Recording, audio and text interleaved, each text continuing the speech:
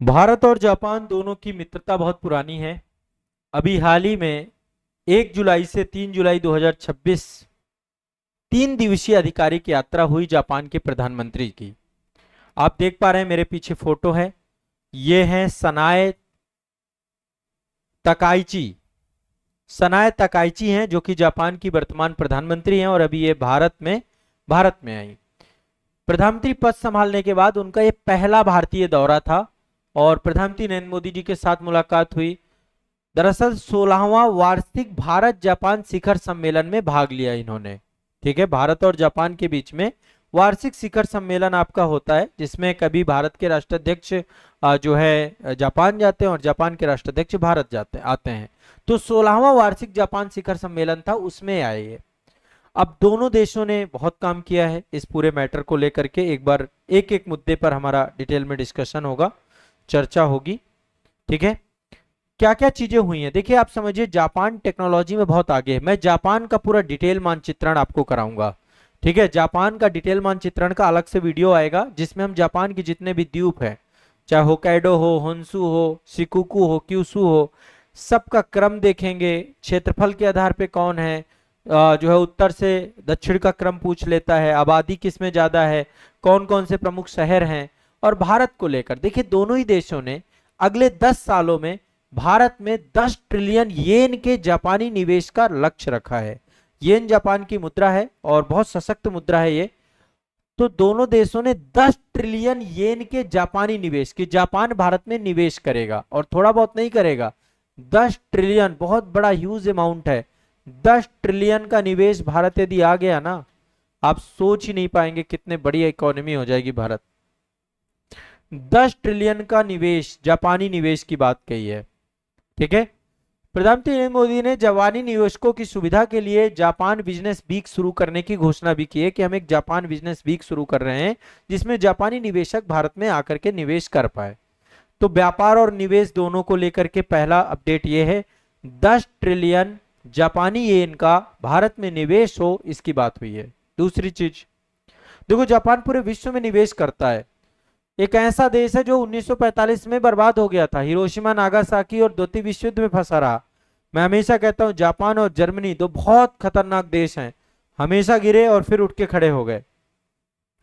तो समुद्री सुरक्षा, हिंद प्रशांत क्षेत्र की स्थिरता, रक्षा उपकरणों के संयुक्त विकास, आर्टिफिशियल इंटेलिजेंस पर सहयोग बढ़ाने की सहमति, ये भी आपका डिस्कशन हुआ।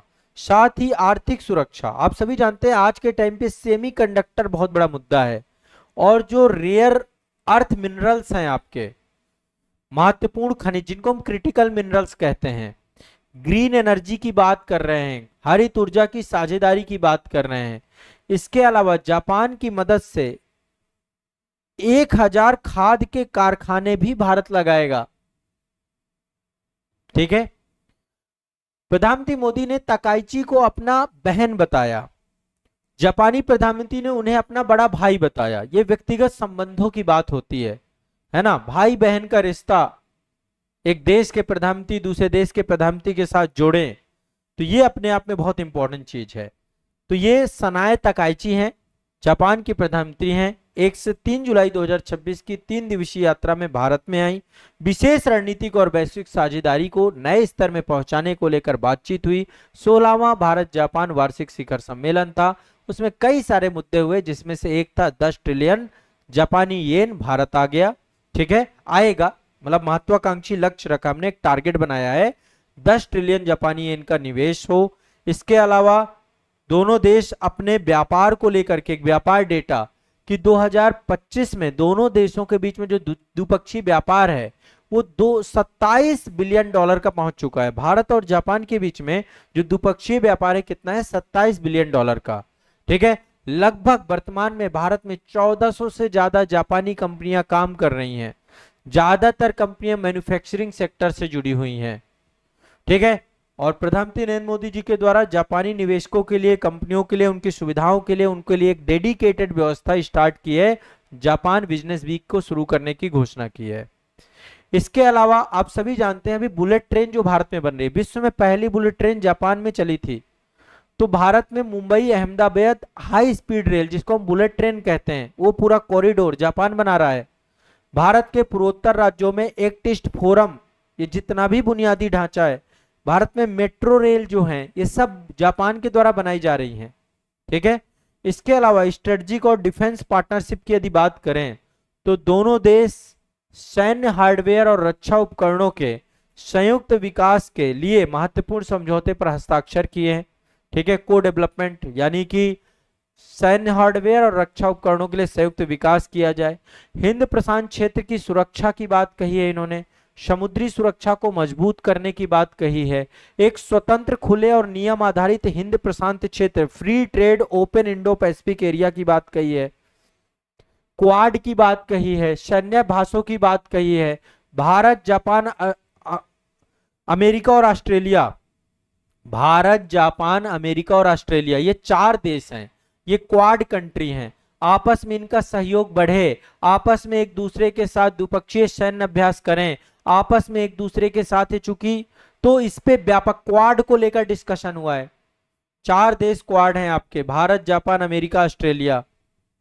ठीक है। रक्षा बजट में वृद्धि की बात की है। पीएम तकाइची ने कहा कि जापान अपने रक्षा खर्च को जीडीपी के 2% तक बढ़ाने और घातक हथियारों के निर्यात पर प्रतिबंध को हटाने के फैसले की पृष्ठभूमि में साझेदारी को और मजबूत करने का प्रयास कर रहा है भारत के साथ।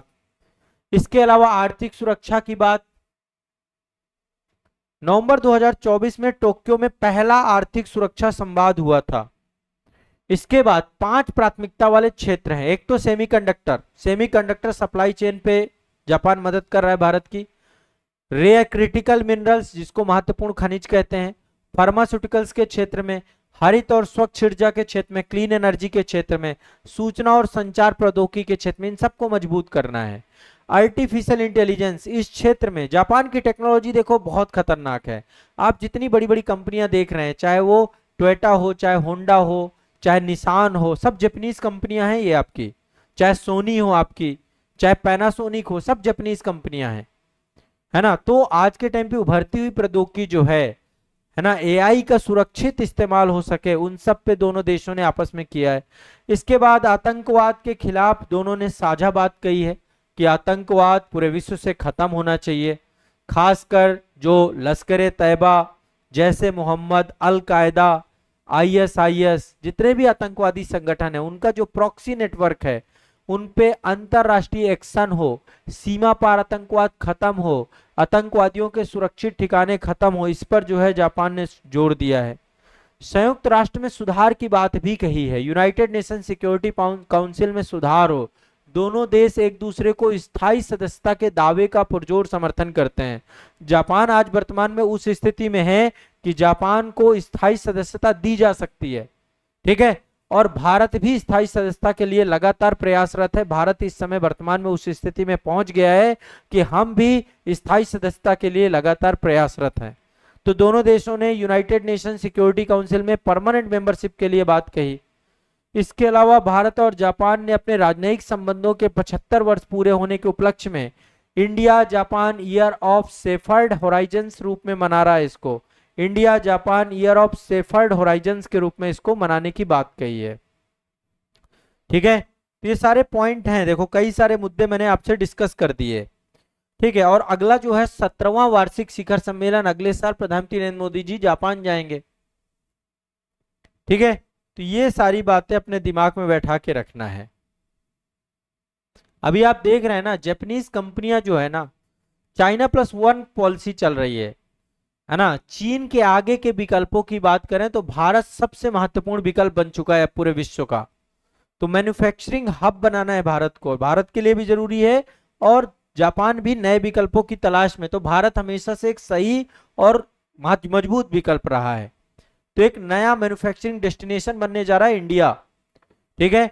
एक विश्वसनीय रणनीतिक साझेदार के तौर पे,